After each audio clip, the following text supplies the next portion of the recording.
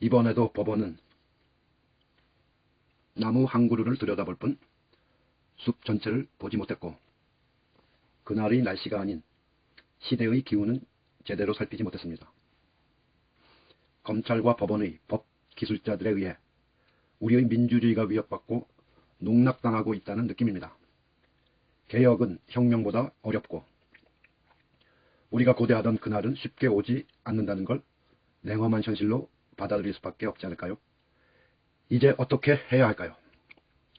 검찰권 남용에 대한 선출 권력의 민주적 통제도, 사법권에 의한 통제도 모두 무위에 그쳤습니다.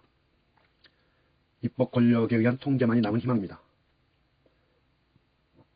검찰개혁, 사법개혁, 언론개혁을 위한 국회의 시간이 성큼 다가왔습니다. 1년의 사태로 말미암아 개혁의 시계는 빨라졌고 동력은 더 강해졌습니다. 몇 가지 의제를 살펴보겠습니다. 첫째, 수사 기소 분리를 위한 입법 추진입니다. 현행 검찰청법을 폐지하고 공소청법을 제정하여 검찰을 공소기관으로 거듭나도록 해야 하고, 동시에 검찰이 맡고 있던 직접 수사 영역을 담당할 전문수사기구, 경찰도 검찰도 아닌 가칭 국가수사청 설치법을 제정한 것입니다. 이번 일을 계기로 신속하고 과감하게 추진되어야 할 명분과 동력이 확보되었다고 봅니다.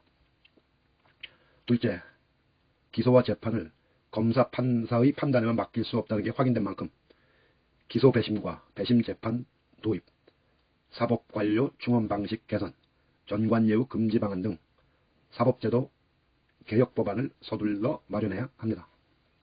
셋째, 국회에서의 윤석열 탄핵소추를 적극 검토할 수 있겠습니다. 이번 재판이 윤석열이 검찰권 남용 자체에 대하여 면죄부를 준 것은 아닙니다.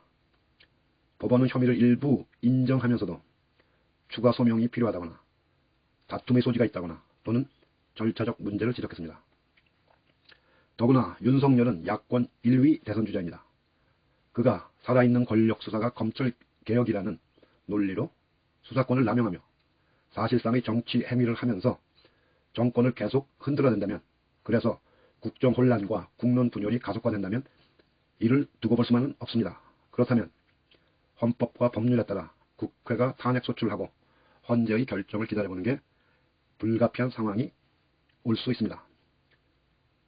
마지막으로 위와 같은 과제들이 완성되기 전까지는 누가 법무장관이든 장관에게 주어진 인사권, 수사권, 징계권, 직제 개편 권한으로 직접 수사 최소화 등 강도 높은 비입법적 검찰개혁을 추진해야 합니다. 혁명의 과정에서도 거친 반동이 있습니다. 하물며 개혁에 대한 저항과 반발과 희생이 없을 수 없습니다. 도요새의 마음으로 날갯짓을 멈추지 않는 것이 중요하다고 생각합니다. 도종환 시인의 도요새 일부를 인용합니다.